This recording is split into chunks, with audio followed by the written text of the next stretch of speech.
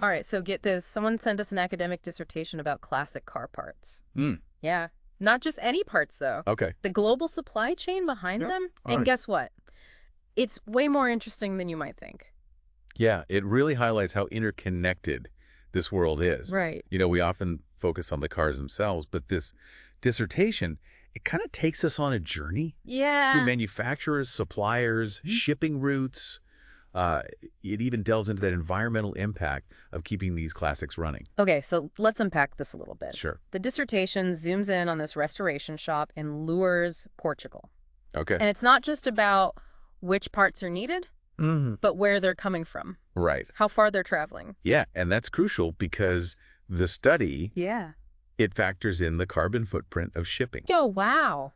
Imagine the journey a 67 Mustang fender might take to reach that shop in Portugal. See, that's so cool. Yeah. It brings up this whole other, sustainability conversation, even for classic car enthusiasts. Absolutely. But before we get into all of that, Okay. let's start with where these classics were, born. Yeah, The dissertation points to Europe as, a dominant force in car manufacturing. absolutely. Yeah. Europe has this rich automotive history, Yeah. and that's reflected in the classic car world. Right. Think Italy, for example. Yeah. Alfa Romeo, Ferrari, Lancia. Oh, yeah.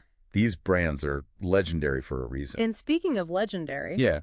the dissertation mentions the Citroën Conservatory in France. Oh, wow. It's a treasure trove of over 400 Citroëns from different eras. Wow. Can you imagine the stories those cars could tell? It really emphasizes the importance of preservation, Yeah. not even just as vehicles, but as pieces of history. Mm-hmm. And it also highlights the challenge of maintaining that authenticity when it comes to restoration. Right. And that's where those global supply chains come in. Totally, which brings us to Germany, right? Yeah. Not only did they produce a lot of classic cars, but they're also a major hub for parts suppliers. Yes, exactly. The dissertation really emphasizes Germany's role as a powerhouse Yeah. in the classic car market for both the cars themselves and the network that keeps them running. So in this global parts network, are there any brands that stand out as particularly well-positioned? The dissertation focuses on Porsche and Volkswagen Good. as strong examples, especially in the context of that Portuguese case study. Okay. They've got this trifecta of advantages: a wide supplier network, efficient shipping routes, and enduring popularity. It's like they've got all the right ingredients for success Right. in the classic car world. Exactly. Let's break those down a bit. Okay. First, the supplier network. Mhm. I'm guessing a wider network means more readily available parts. Precisely. And that's crucial for restoration. Yeah. The more readily available the parts are, the easier and often less expensive it is to restore a car. Makes sense. If you can't find the parts, you're kind of stuck. Exactly. Okay, so what about the shipping routes? Sure. What makes them so special for Porsche and Volkswagen? Well, the shipping route from Germany to Portugal, where our case study is based, Yeah. is relatively short Okay. and well established. Right. This translates to faster shipping times and, importantly, a lower carbon footprint compared to shipping from, say, North America or Asia. So a win-win for Portuguese Porsche enthusiasts. Yeah, Quicker access to parts and a smaller environmental impact. for sure. What's the third factor again? Popularity. Right. Porsche and Volkswagen hold a certain cachet among classic car enthusiasts. Yeah. This popularity fuels demand, which in turn incentivizes a robust supply chain. It's a self-perpetuating cycle. Yeah. The more popular a brand, the easier it is to find parts. And the easier it is to find parts, the more appealing it becomes to own. Exactly. Right. And it's interesting to note that the dissertation found Citroën, despite having a strong supplier network, doesn't enjoy the same level of popularity in this particular market. Which begs the question, what drives collector interest? Is Wow. it purely about parts availability, or are there other factors at play? That's a key question. Yeah. The dissertation touches upon other influencing factors, Okay. like a model's rarity, its design appeal, the history of its ownership, even its appearances in movies or TV shows. Oh, wow. All of these can contribute to a car's desirability. It's like that saying, What is it? one man's trash is another man's treasure. Exactly. What might seem like a rusty old car to some could be a gold mine to a classic car enthusiast. Precisely. And speaking of treasures, Yeah.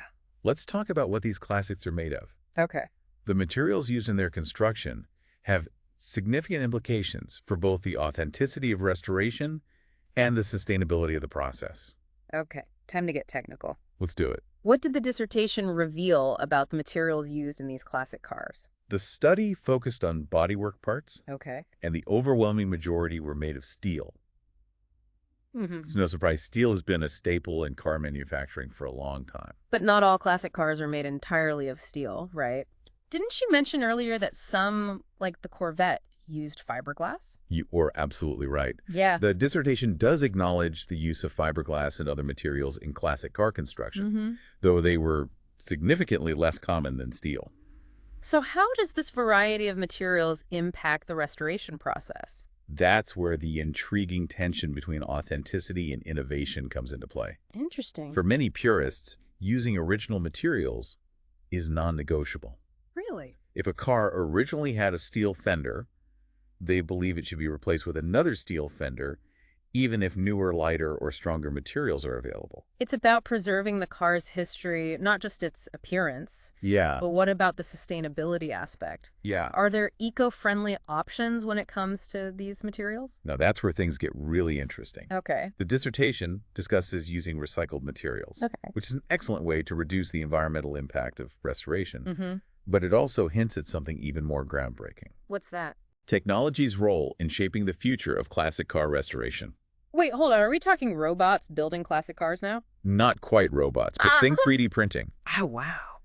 The dissertation suggests that 3D printing has the potential to revolutionize how we approach classic car restoration. 3D printing car parts. Yeah. How does that even work? It's still early days, but the technology is evolving rapidly. Yeah. Essentially, 3D printers create three-dimensional objects from digital designs. Oh, okay. This means even the rarest or most difficult to find parts can potentially be reproduced. That's mind-blowing. So theoretically, you could print a replacement part for, say, a 1930s Bugatti from your garage. Theoretically, yes. Wow. The possibilities are pretty incredible. Yeah. And it opens up a whole new world of sustainable solutions. Like what?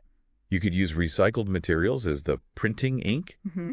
manufacture parts locally, reducing shipping distances and emissions, and even customize parts for specific restoration projects. That sounds like a game changer for the classic car world. Right. But I imagine not everyone is thrilled about the idea of 3D printed parts in their vintage cars. You're right, there's always a degree of resistance to new technology, Yeah. especially in areas that value tradition and authenticity as much as the classic car community. Right. However, the potential benefits, especially in terms of sustainability, are hard to ignore. Absolutely. If it means keeping these amazing vehicles on the road while reducing their environmental impact, I'm all for it. Right.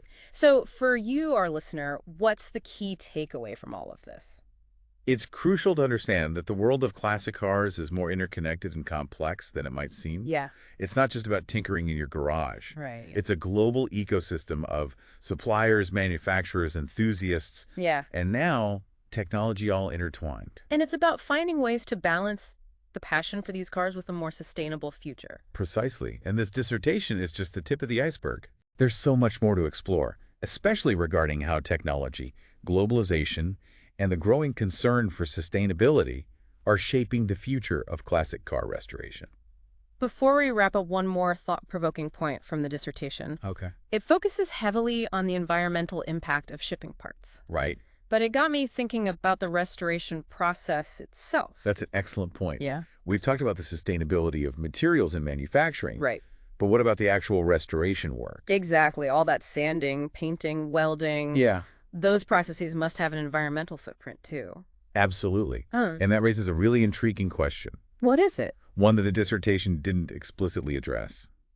Could restoring and maintaining a classic car actually be more sustainable than letting it just, like, decay and potentially cause environmental damage? Right. Think about it. Rusting metal, leaking fluids. Yes. That can't be good for the environment. It's a really interesting question. Yeah. And one that deserves more attention.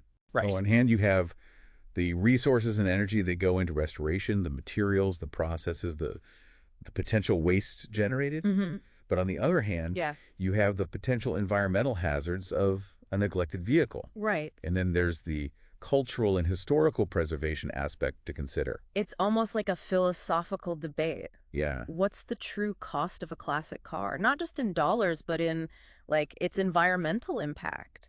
That. How do we even begin to weigh those costs Yeah. against the benefits? Exactly. There's no easy answer. Right. It would require a really comprehensive life cycle analysis, taking everything into account from the car's original production to its eventual disposal. Oh, wow. Then you'd have to compare that to the environmental impact of letting it decay. Wow, that's a lot to unpack. Yeah. I bet there are some fascinating discoveries waiting to be uncovered in that kind of research. Absolutely. And it's a conversation that's becoming increasingly relevant as sustainability takes center stage in many aspects of our lives, including our hobbies. It makes you think about classic car enthusiasm in a whole new light. Yeah. Speaking of new light, this dissertation has really illuminated the complexity of the classic car world for me. It's not just about the cars themselves. Right. It's about the global networks, Yeah. the dedicated individuals, this constant balancing act between preserving the past and looking towards the future. It's a fascinating intersection of history, engineering, artistry, Yeah. and now increasingly sustainability. And for you, our listener, Yeah. think of it this way. That classic car you love, maybe even own, Yeah, represents a web of connections that stretches across the globe. that's right. From the factories where it was first assembled to the workshops where it's meticulously restored. It's true. It's a testament to human ingenuity, passion, and now a growing awareness of our responsibility to the planet. It's exciting to see how technology and innovation like the 3D printing we talked about are being embraced to ensure that these automotive treasures can be enjoyed for generations to come, but in a way that minimizes their environmental impact. Well said. Thanks. That about wraps up our deep dive into this captivating world of classic cars, global supply chains, and the quest for sustainable restoration.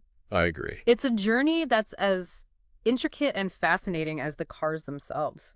It really is. Until next time, keep those engines running. Yeah. Cleanly and responsibly, of course. Of course.